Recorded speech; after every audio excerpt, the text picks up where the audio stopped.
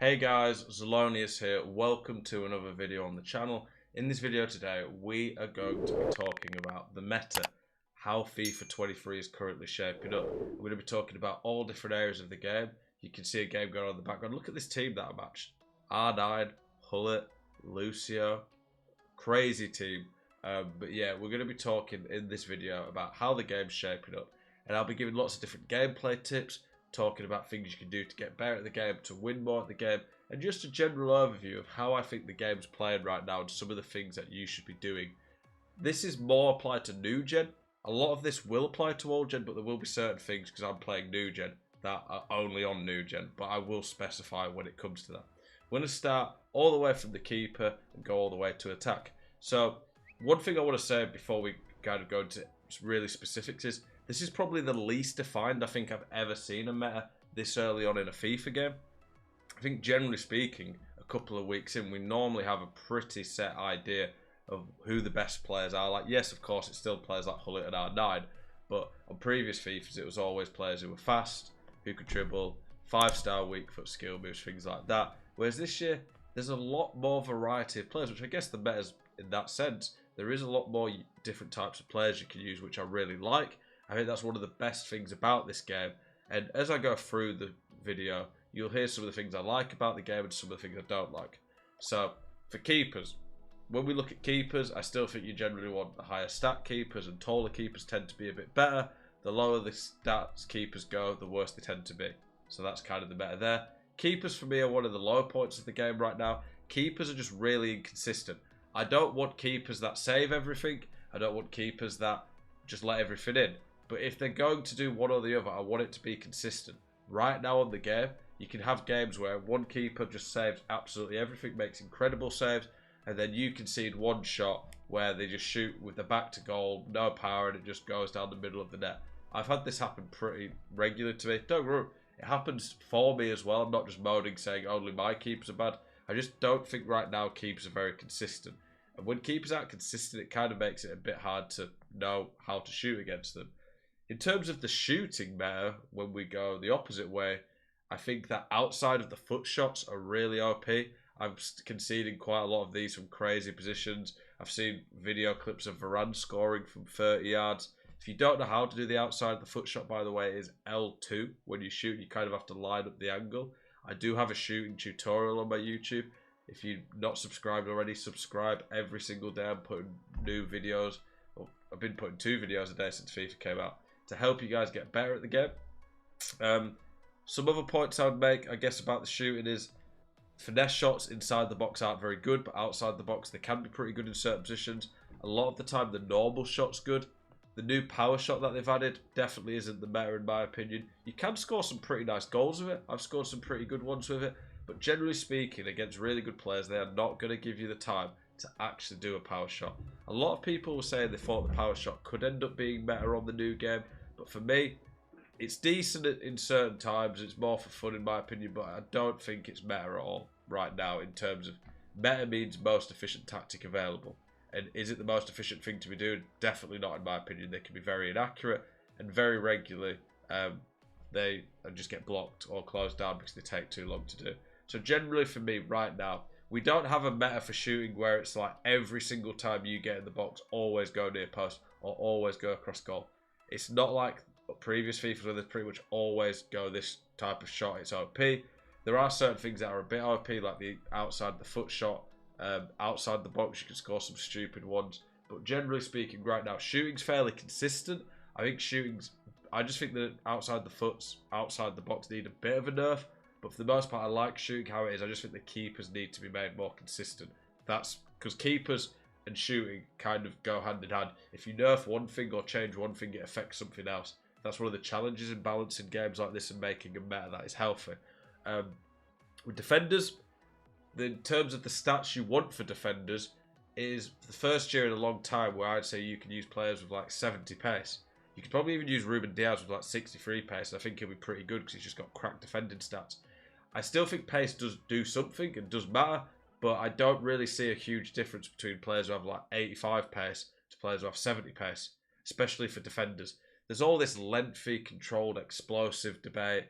I definitely think lengthy gives ever so slightly a bit of an advantage than explosive and controlled, but it's so marginal that I would not use a player because of it. But the reason that I think lengthy players tend to be better in general is that on this game, strength and physical stats matter a lot. Especially on new gen. I think on old gen it's not quite as relevant. Obviously on old gen you don't even have the accelerate, lengthy, controlled, explosive stuff.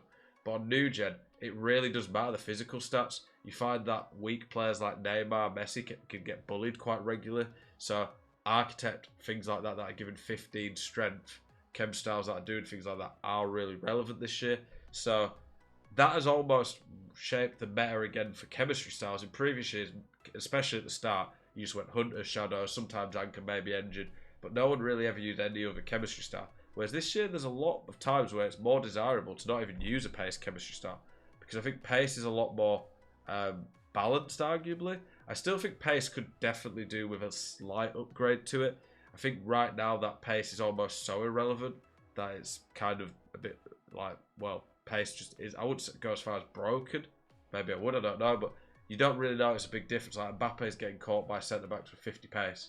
So I definitely think you need to do something to kind of fix that, almost. But at the current state of the game, I do like how it's made a lot more players usable, that you can use lower pace centre-backs. Kohler, the German hero centre-back, he is one of the best in the game right now, in my opinion. I just think in the current state of the game, I like how players are playing, and I love that we can finally use players like Benzema and Lewandowski, and you can play to their strengths. Well, that's great. I just think pace needs to be made slightly better. I hate when people do those crosses against me, by the way. But yeah, that is one of the best things about the current game, the state of it, the players that you can use. And hopefully if they do change pace or upgrade it a bit, they never make it in a way where you can't use more players. I really don't want that to happen. So hopefully that is one of the biggest pluses in the game, stays that way. For defenders though, you tend to want big physical stats. I think defending awareness is important. One thing that I think is quite better is that I think the big body types, the big physical centre-backs, that definitely for me makes more of a difference this year.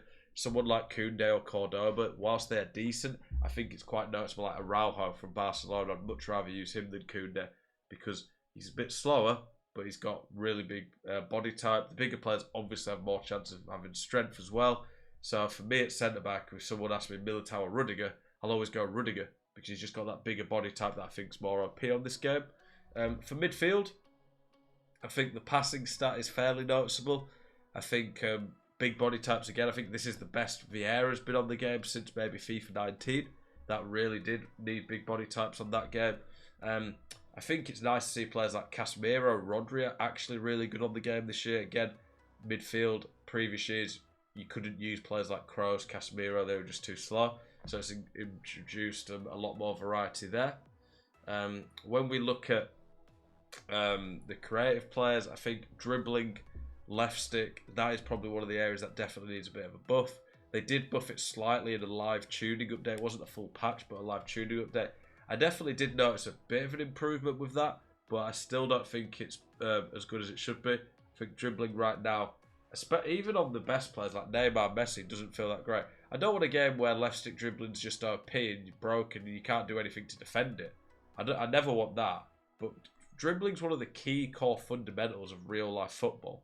So if that's broken and you basically just can't do it, it's not in a good place in my opinion in the game. So for me, I think that needs fixing. I don't think they need to do anything drastic to it, but just at least up it a bit, and over time keep upping it until we feel it's in a healthy place. I still think it'll keep players like Benzema and Lewandowski relevant. They've got fine, their dribbling's fine. For the attackers, I think that shooting stats matter a lot. Finishing, shot pass. Another stat that I've probably noticed a lot more this year is players with high positioning. So that's like movement off the ball. Like Haaland's a great example. Has really high positioning. Ronaldo, Benzema, they just make amazing runs compared to the lower rated cards.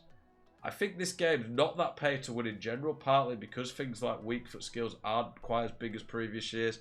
I think that pace, which is normally to get top cards that have pace plus all the other things, it's normally very expensive. I don't think that's as big. So I think this game, whilst it always will be pay to win, is a lot less pay to win than some previous FIFAs in my opinion, which is good in my opinion. I don't want a game that's pay to win. but you also have to find a healthy balance between it being accessible and being able to use a variety of players, but also the good players do stand out. Big physical strikers for the first time ever, really. Like CR7's normally one of the top tier meta cards, but he's a bit of an exception because he has good dribbling and he's obviously always really high rated anyway. But this year, Lewandowski, Benzema, Haaland, I think this new Soloff, these are some of the best attackers in the game, which is very different. Like Raul is pretty good, Morientes, Mario Gomez, strikers that on a previous game you wouldn't have even considered using. You just said they're too clunky, their strength doesn't matter. But because the strength is arguably the most important physical stat this year, including pace that is, it's really changed how you can use some of these players, the way that the game works. New mechanics like where they pin the defenders back if they have more strength, that seems to be doing quite a lot at the moment. I do like that it's a change, and it does feel more realistic in some ways.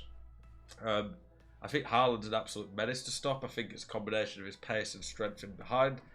I feel like the physical isn't absolutely everything across the board. Like I've played against Luka Modric, Kevin De Bruyne, these midfielders do still feel good. The players with the best dribbling stats are better on the ball still, but I still think to get a better balance between physical and creative dribblers in that way, you need a little bit of a buff. Not much though. I feel like this game right now, the current state it's in, the meta of it, well, like I said, there isn't really a defined meta of use this formation, attack in this way, but there is a side to get a bit more of a defined meta in terms of kind of the types of players. I feel like this game isn't in the best place right now, but it definitely has... How is that not a penalty? It definitely has quite a lot of potential. I think that if they tweak it in the right way, that we could end up with one of the best FIFAs we've had in a long time. I think passing's really bad. I don't know what you guys think about that, but for me, passing's very, very inconsistent. It regularly happens that I'll miss a 5-yard pass, whereas I can play a 50-yard chip through ball. Chip through balls and crosses are quite strong, especially at pro level. I'm playing in Div 2, Div 1, and when I'm playing in that, it's pretty OP, some of the through balls and crosses people are doing. Very hard to defend against. I like with defending, by the way, that you can be more aggressive and step up. I think the meta is to be more aggressive this year. I don't like passive AI defending. I don't think that should be rewarded this year. Definitely there is still a lot of AI, but the blocks are not as bad. You can definitely step up and be more aggressive and you get the ball back a lot more regular. So there are a lot of good things about this game. I think moving forward, like I say, I want keepers to be made more consistent, whether that be good or bad. I want them to slightly buff the dribbling slowly to see if it gets better. Make the passing a little bit better. I think skill moves are very balanced. But kind of all over the place this video in terms of the stuff we're talking about. But there's lots of different areas to talk about. I think skill moves, it's one of the most balanced they've been in a long time. But they're arguably too important because the dribbling's that bad. It's very hard to beat someone with anything other than a skill move when they're in the box. If you're playing against someone good who knows how to defend, you're going to really struggle to break them down without using skill moves. And I don't think you should have to use skill moves. I don't think that people should be forced into that. But if you are struggling with them, check out this dribbling skill move tutorial I did yesterday. But right now, I like that the meta's not defined in a way where it's kind of like you really are screwed if you use certain players or don't do certain things. I think that's healthy. I think that's good for the game. I'm excited to see where this game goes. I really like I said, that we can use different players. What do you guys think about the game, though? Are you enjoying it? Do you agree with the points I'm making about the meta? Is there anything you disagree with? What changes would you make if you was to be the person patching this game? What are some of your favourite players that you're using? Hope you've enjoyed this video. If you like these videos where I'm kind of giving just a bit more insight, kind of just talking, thinking out loud my thoughts about the game, please do let me know. I'm always trying to come up with a variety of content for you guys. Hopefully this video is also giving you some ideas, tips on how to win more games, get better, as I tell you about some of the things that I just think are really good on the game. I appreciate you guys and the support you've shown me. Keep it spicy as always. Check out the streams over at Zelonius92 on Twitch. Have a great day. I'll see you in the next one.